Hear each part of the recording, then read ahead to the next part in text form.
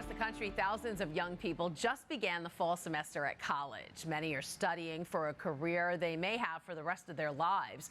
But for one Hunter College student, a divine intervention is taking him closer to a calling of a lifetime.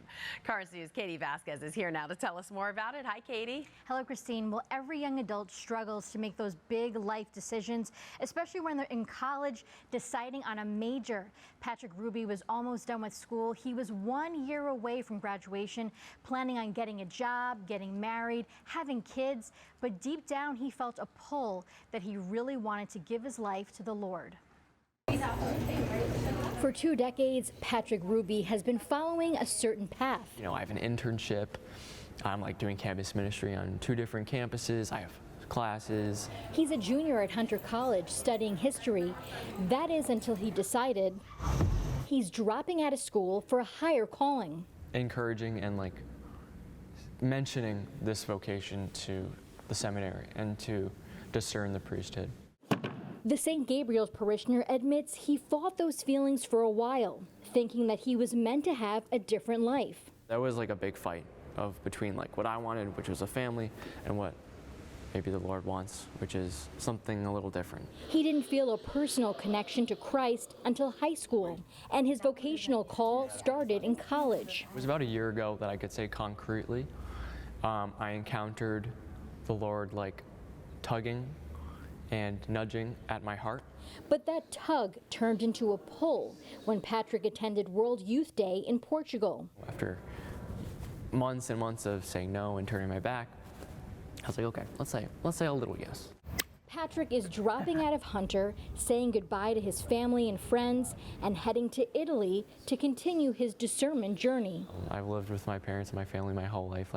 To move away from that, to stop that, will be very difficult, for sure. His pastor, Father Nicholas Apollonio, is encouraging him along the way, knowing young people across the country are wrestling over whether to answer their call. Now it's a big struggle for vocations as society is becoming more and more secularized, going away from God. But as someone who walked a similar path, he thinks the road ahead is bright. If God called him, I think he won the lottery.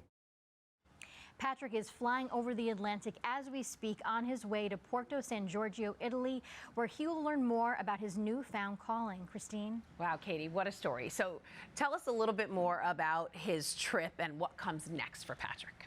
Well, he's actually heading to Italy to a discernment meeting. He's actually part of the Neo-Catechumenal Way, or the NEOCATs, and that's a lay movement that focuses on the rediscovery of baptism and faith formation. And he'll probably be back next week, but after that, it's kind of a mystery because he could be here a day, a month, and there's going to be a lottery to decide which seminary he'll be learning at.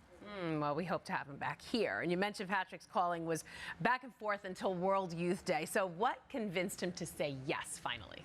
Well, definitely being in World Youth Day, those 14 days of prayer in Portugal, they were pretty crucial for him. And he said that something inside him just told him that this was his calling. When he stood up during the vocational calls, he said he just knew he was ready to move on and answer the call to serve God's people.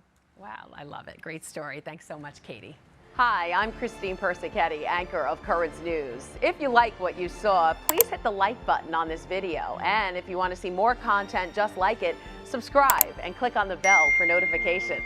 Thanks for watching, because we are putting your faith in the news.